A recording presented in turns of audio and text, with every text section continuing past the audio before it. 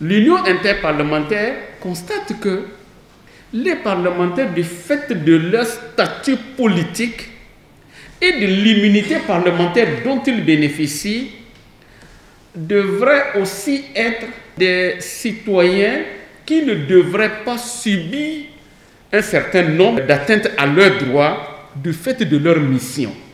Et pourtant, les femmes parlementaires et fonctionnaires parlementaires d'Afrique ne bénéficient pas toujours de ces égards dus à leurs fonctions.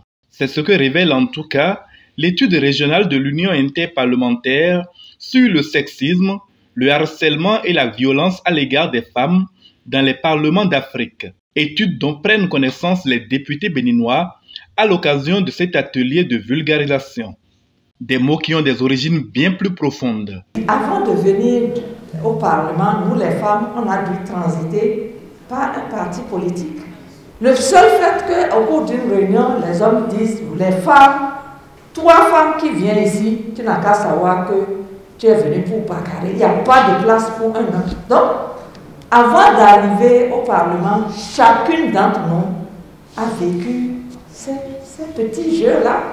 Nous sommes présentes ici parce qu'on s'est battu, on a engagé vraiment des luttes, parfois mortelles, avant d'arriver là. Donc notre rôle, c'est d'empêcher que ça n'arrive à nos sœurs. Le rapport révèle des pratiques d'intimidation, de harcèlement le plus souvent déguisé, mais aussi de menaces de violence physique qui vont parfois jusqu'à la concrétisation des dites menaces dans certains pays. L'objectif des auteurs de ces actes est connu. Tout acte de violence qui vise les femmes politiques ou parlementaires en raison de leur sexe pour les dissuader de mener des activités politiques et d'exercer leurs droits fondamentaux, ainsi que d'influencer, restreindre ou empêcher leur participation à la politique à titre individuel ou collectif.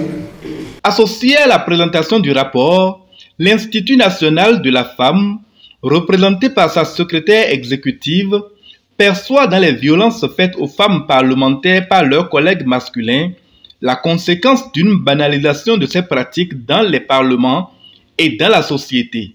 Si un député sexiste l'est et que dans son entourage d'autres députés non sexistes ne lui disent rien, le député sexiste va estimer que c'est un comportement normal et comme les autres ne disent rien, il va considérer qu'eux aussi, ils sont des sexistes et c'est comme ça que le sexisme se perpétue. Donc, ça se transmet et il se crée un phénomène de conformité à un point où le député non sexiste devient anormal et subit un rejet social parce qu'il paraît anormal.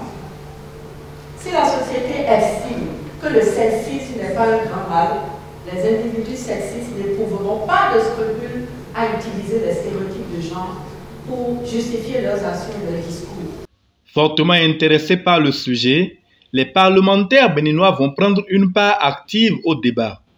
Avis partagé, mais l'unanimité est faite sur le fait que les femmes députées béninoises ne se sentent pas victimes de violences au sein de l'institution à laquelle elles appartiennent. Le Parlement béninois, qui s'apprête à accueillir au moins 24 femmes dans sa nouvelle configuration à partir de 2023, gagnerait tout de même à appliquer déjà les recommandations issues de l'étude.